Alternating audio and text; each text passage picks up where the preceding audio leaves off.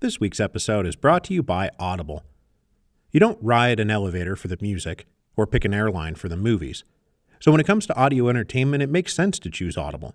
It's the home for stories told by the biggest stars like Ethan Hawke, Kerry Washington, and Kevin Hart. It's home to epic adventures, chilling mysteries, and can't-miss comedies. Audible is the home of storytelling. Let your imagination soar with audiobooks, podcasts, and originals. Audible has an incredible selection of audiobooks across every genre, from bestsellers to new releases to celebrity memoirs, mysteries, and thrillers. Members get full access to a growing selection including audiobooks, Audible originals, and podcasts. You can download and stream all the included titles if you want. And now you can even listen to, let's say, Revolutions in the History of Rome on Audible. How cool is that? All your favorite content on one app. Let Audible help you discover new ways to laugh, be inspired, or be entertained. New members can try it free for 30 days. Visit audible.com/revolutions or text revolutions to 500-500. That's audible.com/revolutions or text revolutions to 500-500 to try Audible free for 30 days. audible.com/revolutions. This week's episode is also brought to you by Harry's. There are lots of different things to consider when purchasing the perfect gift: how cool it is, how useful it is, whether it's something that can only be used once or is a gift that keeps on giving. The Harry's Holiday Gift Box is all of these things. It's cool, it's useful, and you can use it all year round.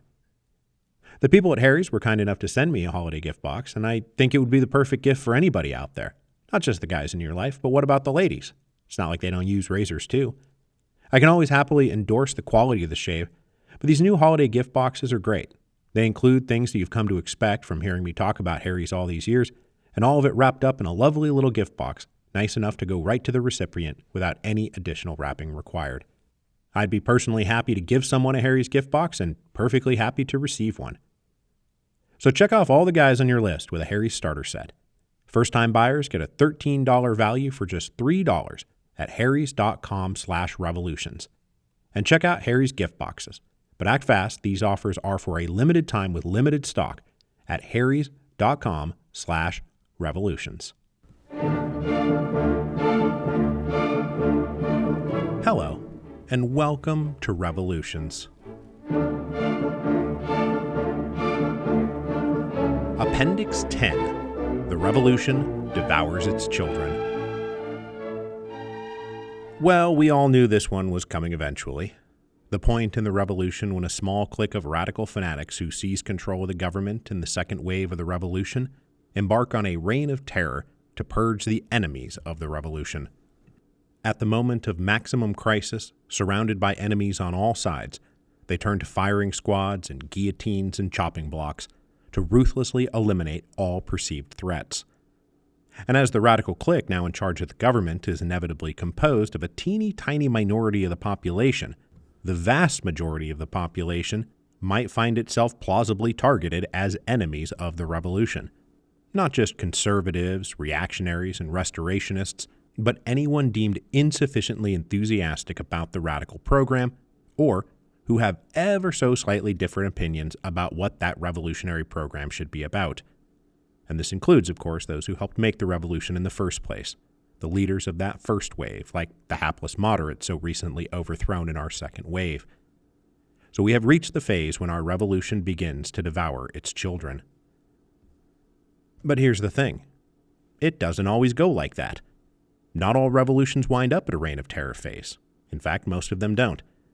It seems like they do, because the two biggest, most famous, and most influential revolutions, the French Revolution and the Russian Revolution, both progress to a phase of terror.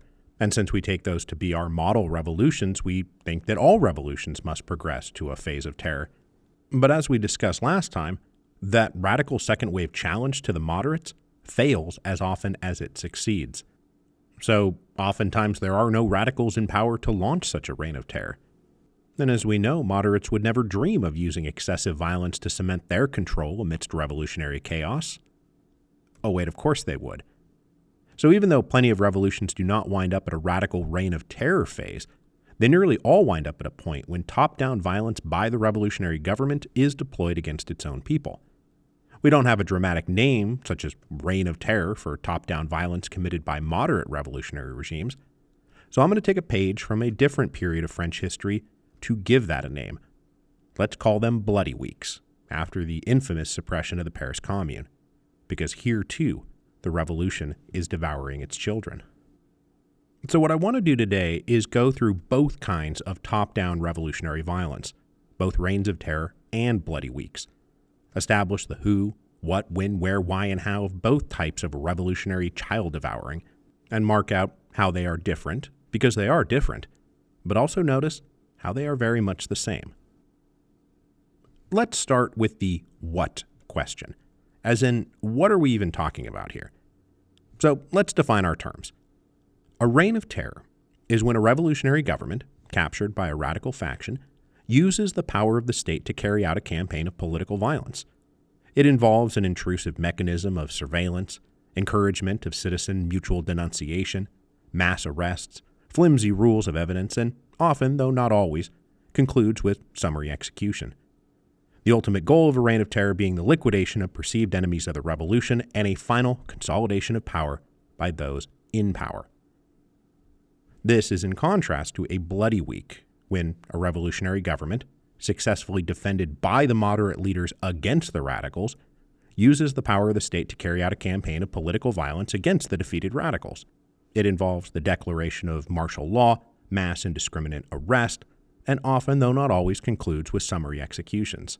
The ultimate goal being the liquidation of perceived enemies of the revolution and a final consolidation of power by those in power. So as you can see, these are different, but they are also the same. The particular political sins being rooted out and punished are obviously going to be different varieties, whether the violence is perpetrated by radicals or moderates, but in both cases, we are looking at top-down state violence perpetrated against its own people for the purpose of defending the political power of the perpetrators. So let's move next to the when question, as in, when do reigns of terror happen? When do bloody weeks happen? Well, in both cases, they obviously happen after the contest between moderates and radicals has been decided. We also obviously need to have advanced to the point in the wider revolutionary events where an ongoing existential crisis has created emergency conditions that seems to justify the harshest possible measures that in other cases would be considered beyond the pale. The question of when this happens is when we find our revolutionary leaders exhausted, stressed out, and afraid.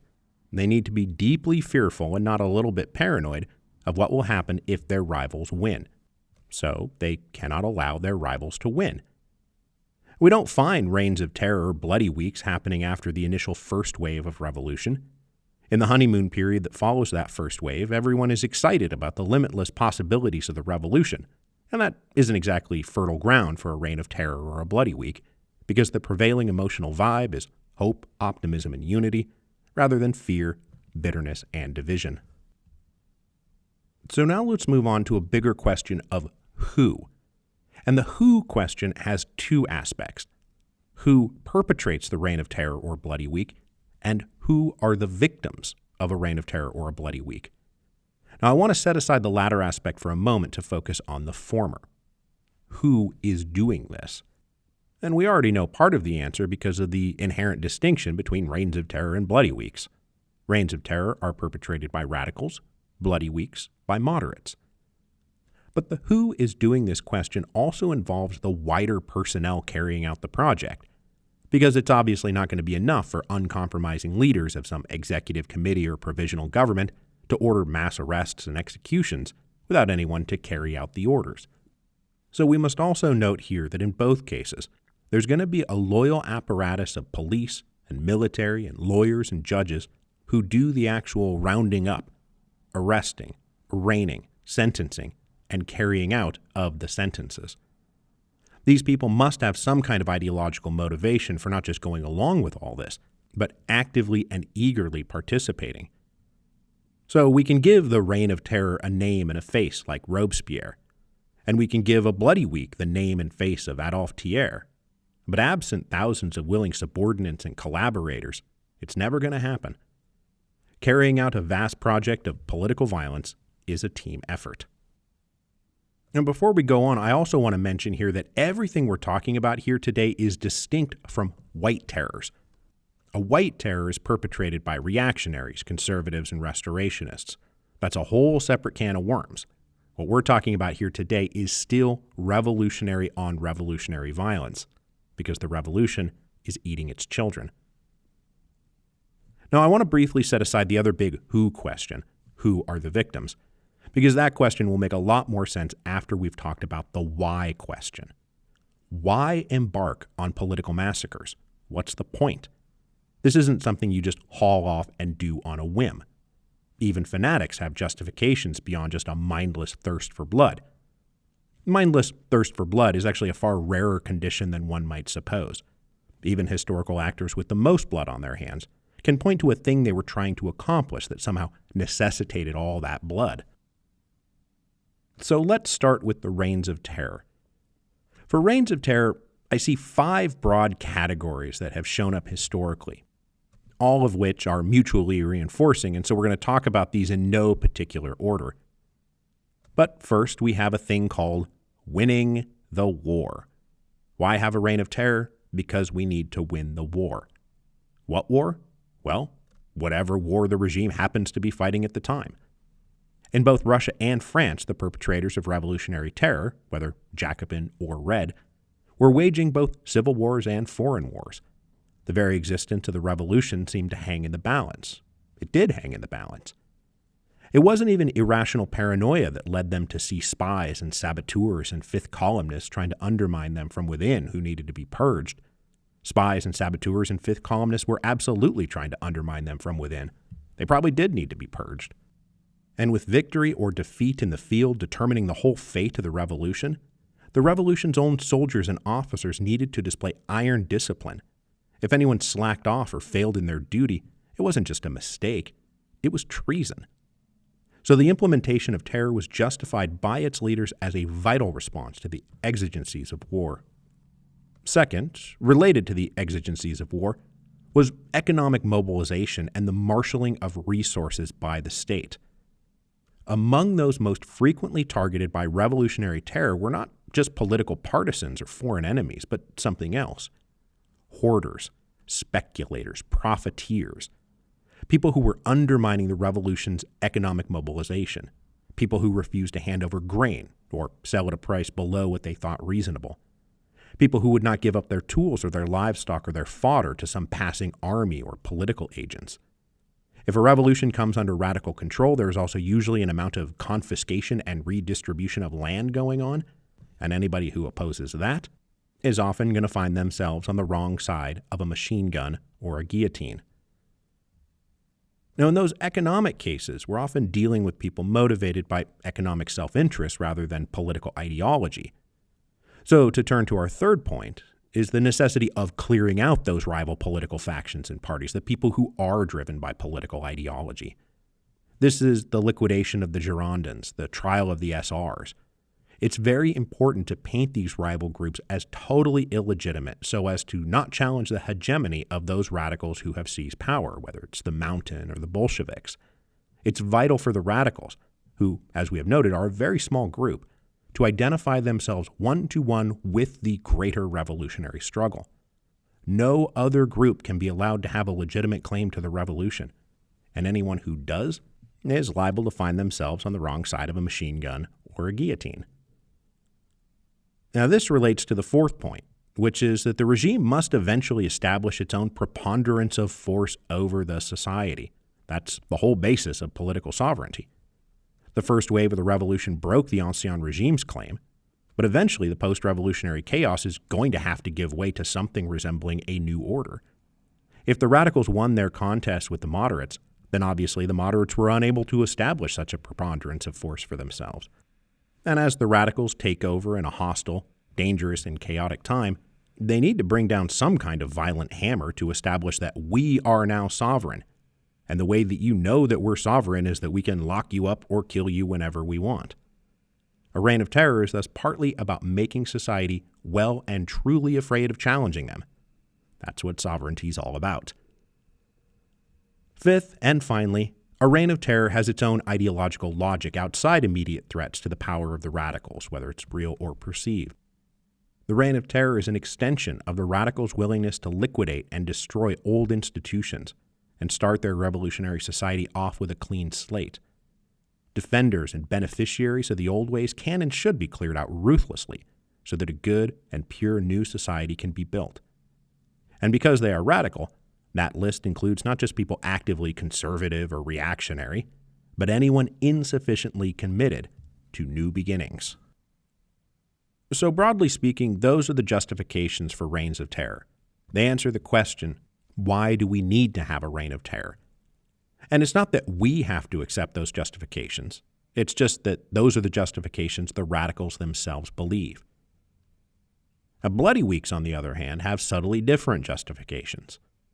To follow up from that last point about the desire to start new and destroy everything old, the top-down state repression that goes along with a good Bloody Week is the other side of that coin.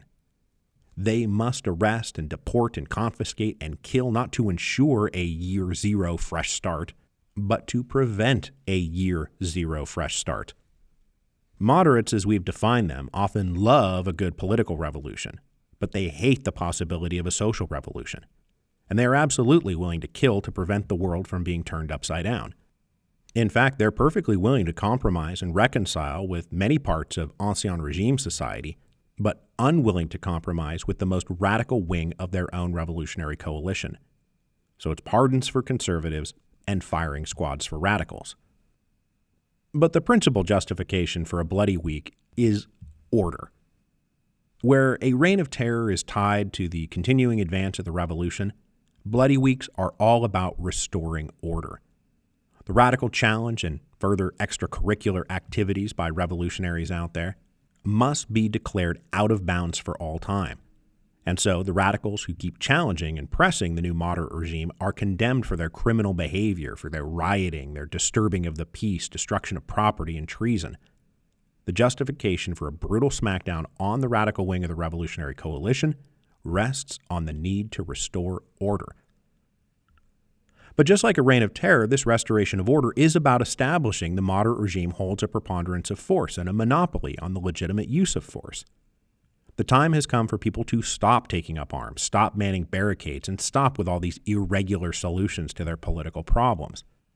The moderate regime that's in charge right now is in charge. You are playing by our rules, and if you don't like it, there will be fatal consequences. And this is related to the same kind of clearing out of political rivalries that we see in a reign of terror. The moderates need to poison the legitimacy of the radicals to make sure that whatever standing they once had amongst the people is destroyed. And as much as we think that such behavior is only the purview of a radical, moderates can get up to some pretty shady business in the interest of preserving their own position against ideological rivals. Radical leaders claiming to represent a better, truer, or less compromised version of the revolution must be swept off the table. The people must not be allowed to hear their alternatives to the moderates. And if they suggest that revolutionary solutions are the answers to their problems, there must be fatal consequences. So now that we have a sense of the whys, we can return to the second part of the who question. Who are the victims? Because the question, why are we doing this, sets the stage for who are we doing it to? So let's talk about who winds up a victim of a reign of terror. These terrors, of course, involve famous names like kings and queens and high princes, Louis XVI and Marie Antoinette, the Romanov family. And this is usually the most common popular understanding of what a reign of terror is. It's the people rising up and dispatching once and for all the hated benefactors of the former regime, ruthlessly killing the blood-sucking parasites who had been rightly overthrown by the revolution. But when you actually go through the numbers and the lists of victims, we find that those people generally make up a small minority of the victims. Aristocrats are not the most common victims of a reign of terror, for a very simple reason that by the time the revolution has reached the reign of terror phase, most of those original benefactors of the ancien regime, like the old nobility, have fled into exile. They are beyond the reach of the revolution. Most of the French aristocracy had taken up residence elsewhere by the time the reign of terror came along. Same is true of the old Russian nobility. So if they're not around to get killed, who is getting killed? Well, obviously, we should talk about the fact that a lot of people getting killed are revolutionary leaders who were simply rivals for power of those who now happen to be in charge. This is Jacques-Pierre Brissot and the Girondins against Robespierre and the Mountain. This is the leadership of the SRs against Lenin and the Bolsheviks. This is where the colloquialism about the revolution eating its children comes from. It's the Girondins talking about the mountain. And most especially, it applies to those overthrown moderates now rebranded as reactionaries. Jean-Sylvain Bailly, who stood at the center of the oath of the tennis court, was then hauled out to the Champ de Mars to get his head chopped off for crimes against the revolution, most especially the massacre of the Champ de Mars. We have the Duc d'Orléans turned Philippe Égalité, whose ambitions and money had played such a huge role in 1787 and 1788 and 1789, eventually executed for treason. They didn't give him so much as a thank you note. I should also add at this point that revolutionary terrorists are not directing their terror solely from the left against everyone to their right. What we actually find them doing is creating their own new middle and launching themselves against their right wing, yes, but also against their left wing. So obviously many people caught up in the terror are caught up because they're conservatives or because they're moderates. But others are caught up in the terror because they are too radical and too extreme. The terror is coming from a new center of gravity.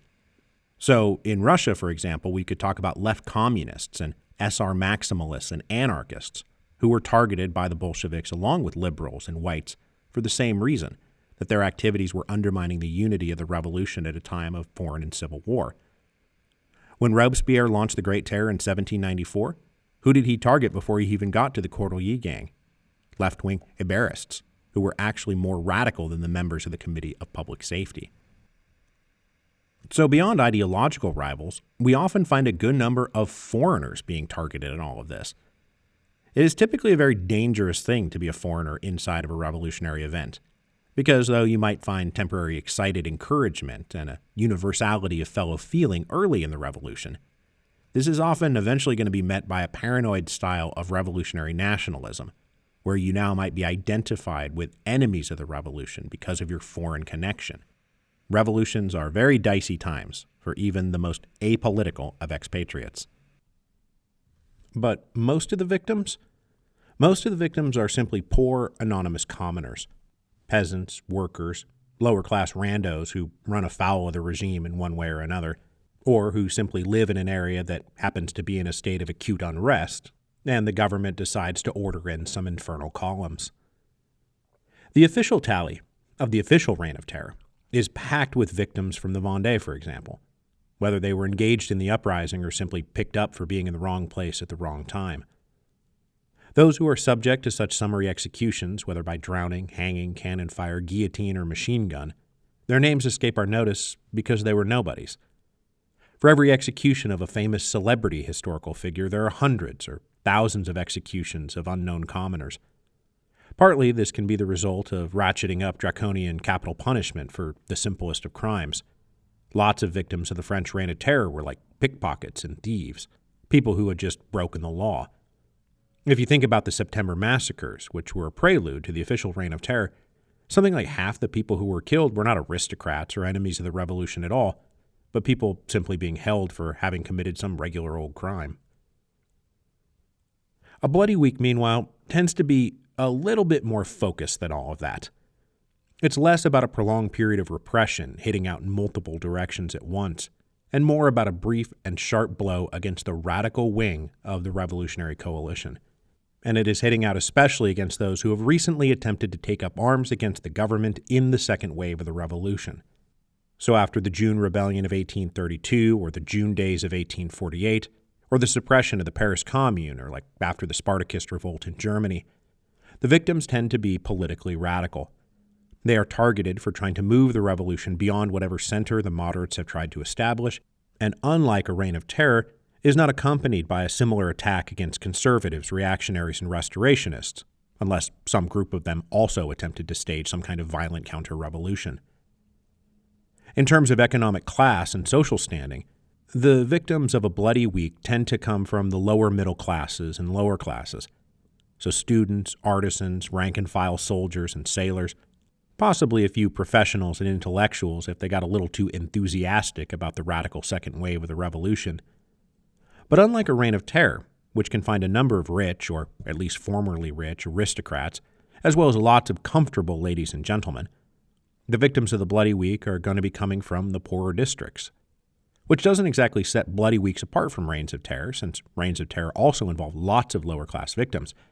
But those victims do seem to come exclusively from the lower classes, and that is different. Now, finally, we come to the question of how they did it.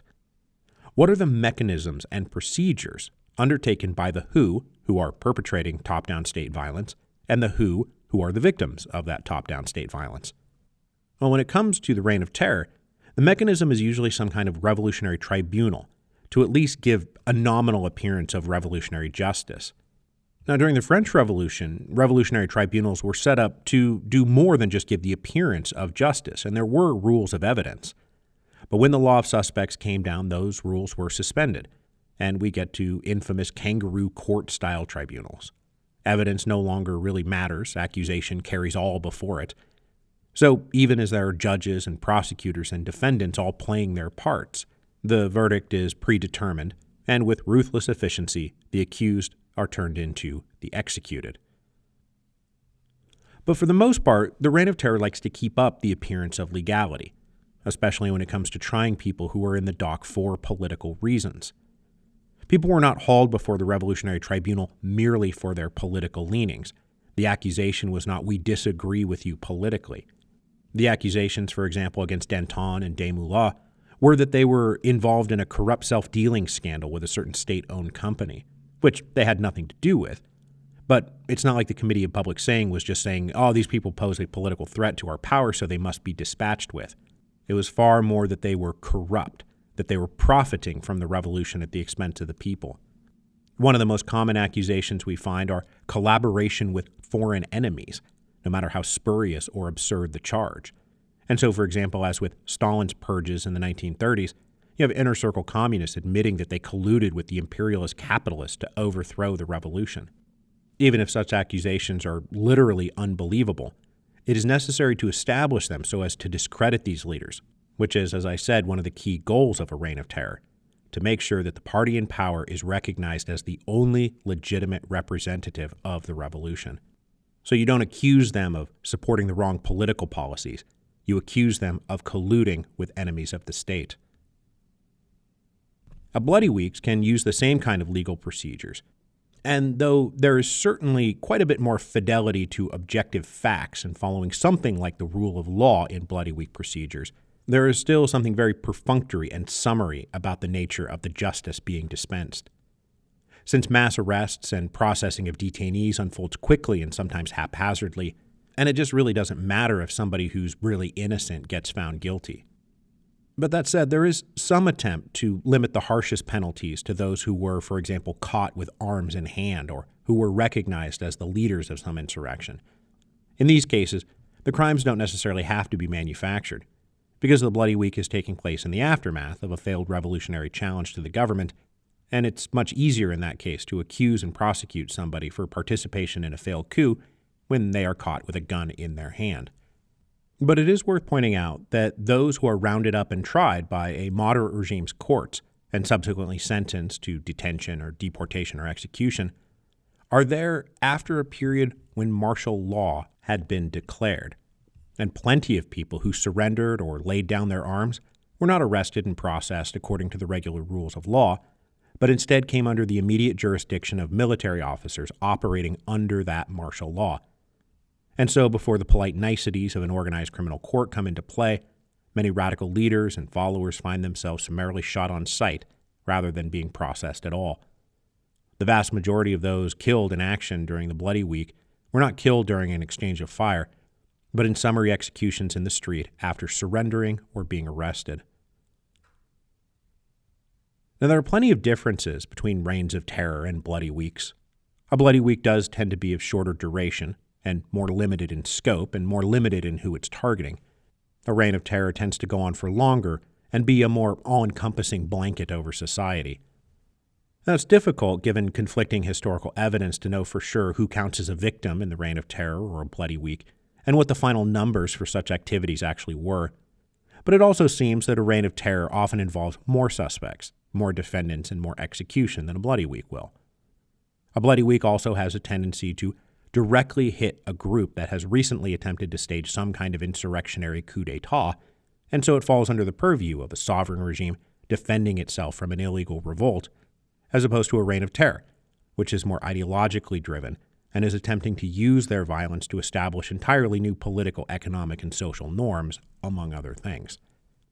So I have not come here to say that reigns of terror and bloody weeks are morally and politically equivalent, but they are both expressions of the same moment in a revolution, when the revolutionary regime uses the power of the state in murderously violent ways in an attempt to establish their permanent ascendancy over the society in question, and more importantly, that these murderously violent acts are committed against other factions of the original revolutionary coalition.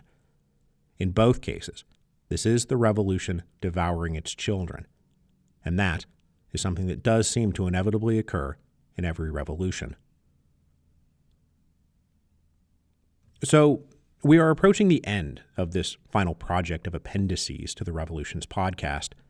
We've gone through many stages, and one of the key through lines from beginning to end is that chaos has prevailed. Old political and legal structures no longer have the force that they once did. The society engulfed in revolution grapples with almost continuous uncertainty and insecurity. Violence and criminality rise, disorder seems to reign.